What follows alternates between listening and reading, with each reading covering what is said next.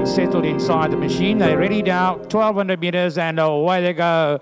Olympic Victory was a little slow into stride, and Drum Girl, she lost about 4 or 5 lengths leaving the gates. But up along the outside in a flash, we got Centered Ash, who broke well. Fusion is right there early on. They've been followed in by Olympic Victory. Flashing Star with the white sleeves and the white cap is also very prominent early on. Daily Delight is up along the far side in company. Dream to Reality. Then comes Shazar. She's on the very far side, racing just ahead of Nicoline. With Passion is back 3-4 lengths off that leader. Rushmore's behind it under the skirt. BETHPAGE has now moved to be within 2 lengths off the speed as they come in to the final 500. Yeah, little bit of argy-bargy in the centre. Fusion. Olympic Victory. Flashing Star. Shazar on the far side. Centered Ash is still right here in with a shout. Then comes under the skirt as they come into the final 400. Yeah, Centered Ash. Centered Ash comes through to pick it up. Flashing Stars looking to chase hard. Centered Ash shifting inwards, but she's still got a length advantage.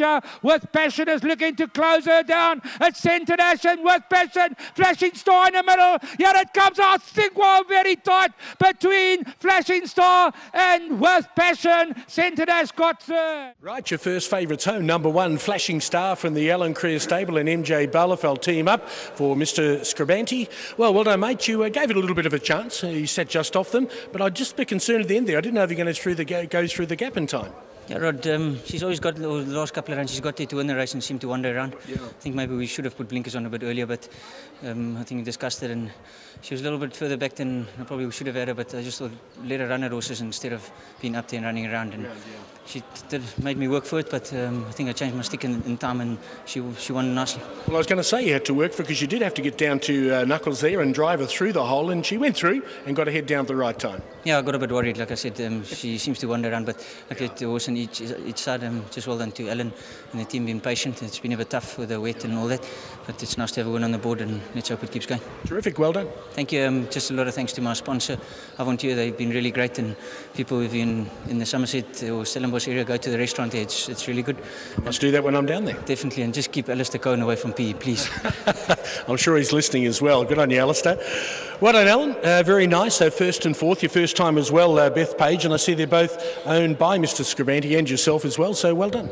Yeah, right, a nice result. I must agree with MJ going through about the 100 or 50 metre mark. I thought, oh, my goodness, here we go, run third again, this filly. She's just not finishing it off like she should. She shows a lot of good work at home, and I know when she ran last time, Warren said to us maybe we should put the blinkers on, and I was a little bit dubious over the 1200, but he seems like he was right. We got away with maybe a little bit of murder, but we got to start somewhere, and back on the scoreboard. Well done to Mr. Chelsea and Lee Scribante and everybody else. I've been very patient, and hopefully things will now just turn for the better again. But I think everyone's got to be patient. You and I have spoken about it a few times when I've come down over the 2.5 months. I mean, it must be horrendous trying to train horses, trying to get them ready. You have one good week of weather and then it rains for 2 weeks, then you've got to start all over again. And at least this last week or so, you've had a bit of decent weather. Yeah, right. I think definitely, I think everybody, all the trainers, they don't really know where they exactly stand with the horses, and you can see it by the results over the last couple of weeks where the horses have been winning, but the PAs and Pick Six have been paying bombs because it's it's just topsy-turvy. But I think everybody will get their richting, as they always say now, and hopefully things can strengthen and go from strength to strength again. Well, now you're back in form. I'm going to put pressure on. We've got the PA starting. How's your PAs been going, first of all? Rod, to be honest, I haven't even bothered to take any. And I was a little bit dubious today, so I'll just most probably start next week. I've just been keeping patient, and also wrong proverb here coming out, so I best not keep quiet. But I